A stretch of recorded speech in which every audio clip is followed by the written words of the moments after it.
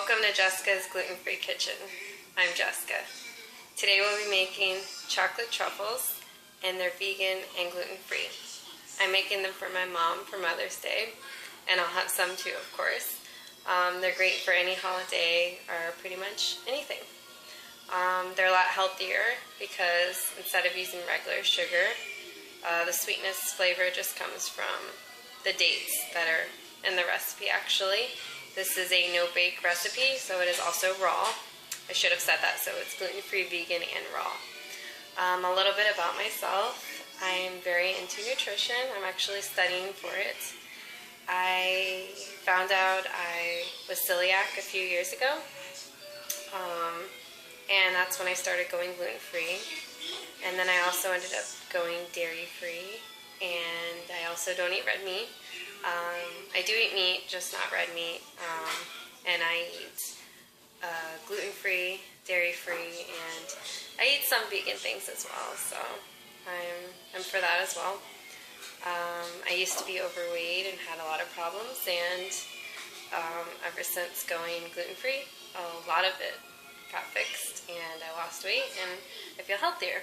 So a lot of my recipes, not only will they be gluten-free, of course, but a lot of them, they're all dairy-free.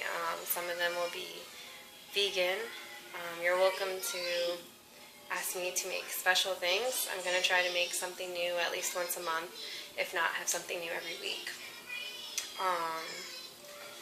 I really love cooking and baking and all kinds of things like that. So I hope you like everything. I try to make semi-simple recipes that taste good but are also healthy. So not only are they gluten-free, but because I wasn't born eating a gluten-free diet, I understand what regular food tastes like. So I try to always make everything to actually taste good, because I remember if you weren't born and raised eating gluten-free or super healthy foods, sometimes the taste just isn't there. So I know what it tastes like to eat, junk food and stuff like that. So I try to make my food taste sinful, but it's actually not. I don't ever use sugar in my recipes. I use alternatives like agave sugar, coconut or date sugar, and things like that. So you'll see a lot of alternatives I use. So it's great for people who have multiple allergies. I have multiple food allergies as well, and I'm lactose. So, well, let's get cooking. So for this recipe, we're going to have 14 chopped dates, and I already chopped them up, or you can soak them in warm water for 15 minutes just to make sure they're soft. So if you didn't soak them, you want to chop them up. We have a 1/4 cup of cocoa powder. I used raw vegan cocoa powder. That's also gluten-free, of course. It's unsweetened. I added a little agave sugar to mine. You can use unsweetened or whatever you want. I took a 1/2 cup of mixed nuts and a 1/4 cup of raw cashews and a 1/2 tablespoon of vanilla extract. You can add up to 1 cup of nuts, 1/2 cup being one type and 1/2 cup being another.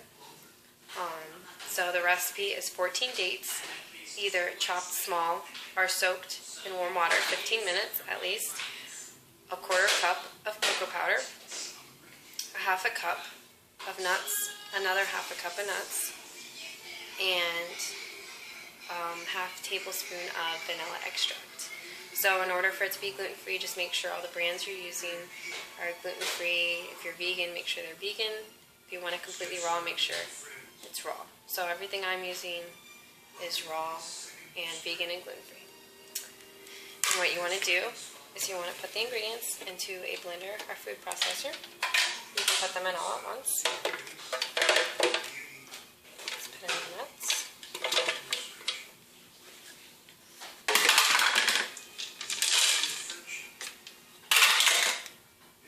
A 1/2 tablespoon of vanilla. The 1/4 cup of cocoa powder.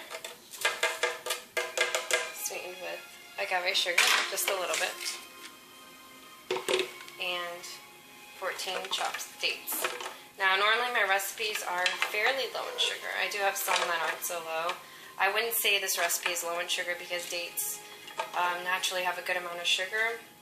But since we're making these into small truffle balls, depending on how much you eat, it can be a decently low sugar recipe because we're only using 14 dates. A serving is about 5 to 6 dates.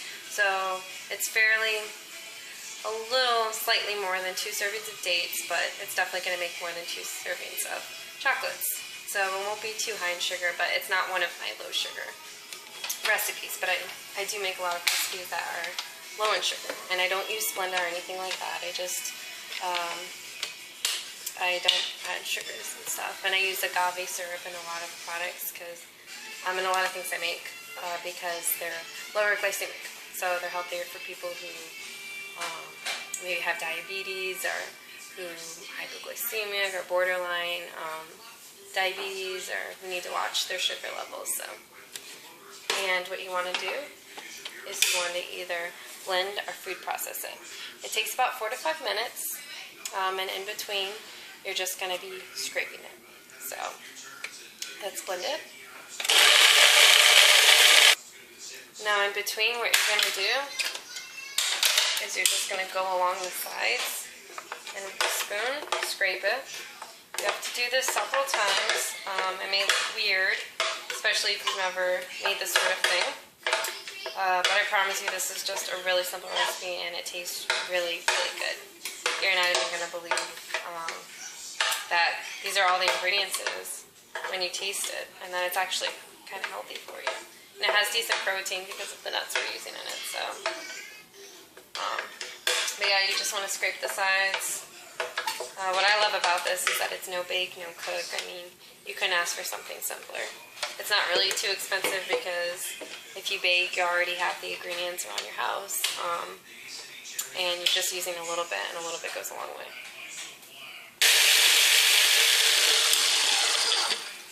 Now, while I let it blend and scrape the sides, I also get the dipping chocolate ready. After we make these, and when we roll them into balls, there'll be a couple different options. Some I like to roll in coconut, or you can roll it in sliced almonds or nuts. But to me, what makes it taste more like a real truffle, and what gives it that extra chocolate flavor, because since I'm using raw cocoa powder, and you use raw cocoa powder, it has a fairly bitter taste. So what I'm going to do is dip them in chocolate after. I use dark chocolate since I don't need dairy and it's healthier. So I use 70% or higher dark chocolate. You can use chocolate of your choice, but it tastes more like a real truffle.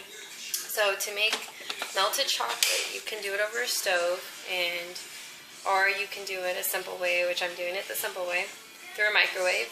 So I'm microwaving 2 dark chocolate bars about this size. It's vegan, so just make sure whatever brand you use is vegan or gluten-free, whatever, to meet your needs. And you microwave it for 30 seconds, and then you'll stir, and you'll keep microwaving it for about 15 to 30 seconds. No more than 30 seconds in between, and you stir. When everything's melted and ready, then that's when the chocolate's ready. But you don't want to let melted chocolate sit out. It will kind of harden and thicken too much too quickly. So you want to get that ready right before everything's ready. You don't want to let it sit out too long. So towards the end of everything getting ready, I usually start microwaving my chocolate while this is blending. So that way it's ready, and it's not sitting out too long, but I don't have to do it after. So this makes the process a little faster. So looks like it's done. And as I said, I already have the chocolate ready. Just going to take the middle part of the blender out. And what I also should have said at the beginning, sorry, it's my first video, is I also have a plate ready with parchment paper or wax paper on it, because when we're done dipping them in chocolate or whatever you want to dip them in, we're going to put them on the parchment paper and refrigerate them. And it'll be good for up to 7 days to eat. So now, just after I took out the middle part of the blender, and I'm just stirring up the mix. It still may look weird and crummy, and like, how is it going to stick together? But it does. So just mixing it up a little bit in here. food processor works better, but you can use a blender. I'm using a blender today.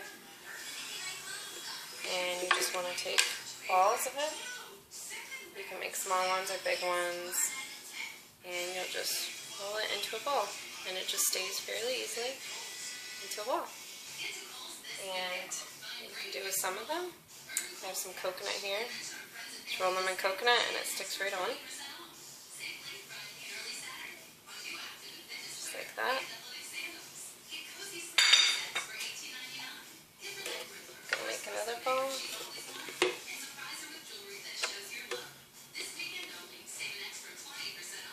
And I'm gonna dip this one in chocolate.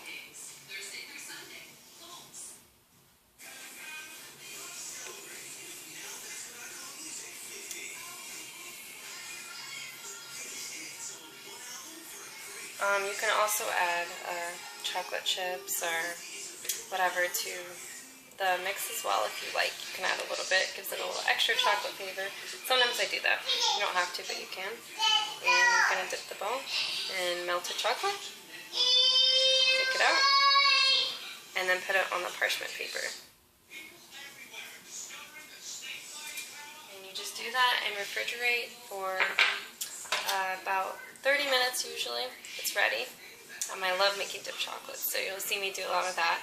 I usually do something for every holiday. And our chocolates are ready. I'm taking them out of the fridge. And I dipped most of them in chocolate. I did 4 just in coconut. And there you go. I did fairly small balls. Like I said, you can do them smaller, but yum. Well, I hope you enjoy, and see you next time.